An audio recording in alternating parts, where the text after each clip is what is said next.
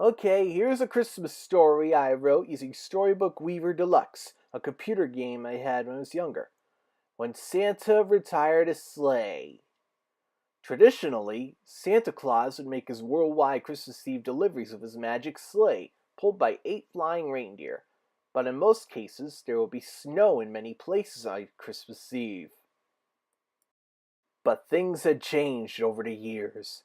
With global warming and climate changes, there was rarely any snow around Christmas time in several parts of the country, even areas that were known for getting lots of snow around winter. Outside the snow is falling and friends are calling you, hoo, little Timmy sang as he skipped to the mall 2 weeks before Christmas. What snow? His sister Lucy asked.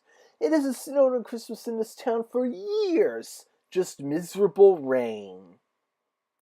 Some families even started going away on Christmas, renting cabins in the mountains or going to ski resorts so they could celebrate with a white Christmas. I have some sad news, Santa announced at the North Pole one fateful December. Very few places are getting snow this Christmas. Lately, the snow has been coming after the holidays, when we're all on our vacation, so I'll have to retire all the reindeer and the sleigh. At least Valentine's Day is all snowy now, Cupid gloated. so that could become the new winter holiday instead of your old Christmas. Be quiet, Santa insisted, not amused. But Chris, are you sure? Mrs. Claus asked. Did you see the damage the sleigh took last year from the lack of snow? Santa said. The repair bill was through the roof. I have developed a new mode of transportation that will enable me to deliver in non-snowy areas across the world. Come take a look. Behold, my magic blimp, Santa announced. It's quiet enough to not wake up sleeping children, and fast enough to deliver all the gifts in one night, and big enough to hold them, now that we get more and more presents to deliver. And it can withstand harsh weather conditions, unlike conventional dirigibles. Christmas Eve eventually arrived. Come, my Maine elves, Santa announced. Time to sail the skies and bring joy and peace all over the world.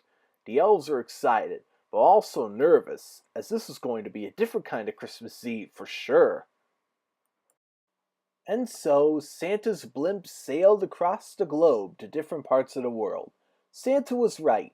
It was quiet enough to not stir up people. But what if the blimp explodes? One elf asked. Don't worry, Santa reassured him. This blimp uses helium gas. You've been watching too many parodies of the Hindenburg crash.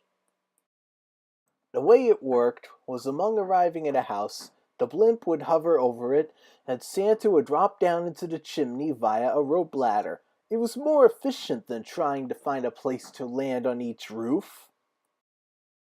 Even where it was raining in some areas, the blimp was able to weather the elements. See, this is another advantage over the sleigh, Santa explained.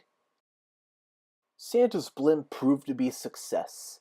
It traveled all across the globe and delivered presents to everyone who celebrated Christmas, except in parts of the world where Santa's foreign counterparts handled the work, but Santa told them about his new blimp anyways.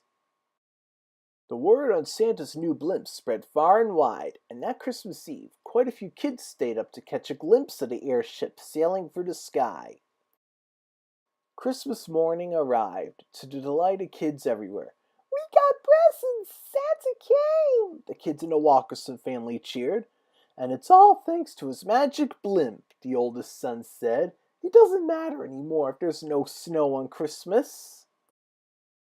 Back at the North Pole, Santa and the others were celebrating a job well done. Santa's new blimp had been a complete success. "It may no longer be my traditional sleigh," Santa said, "but it begins a new tradition that'll most likely last for generations."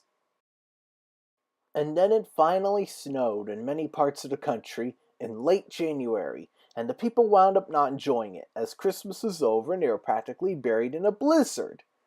End.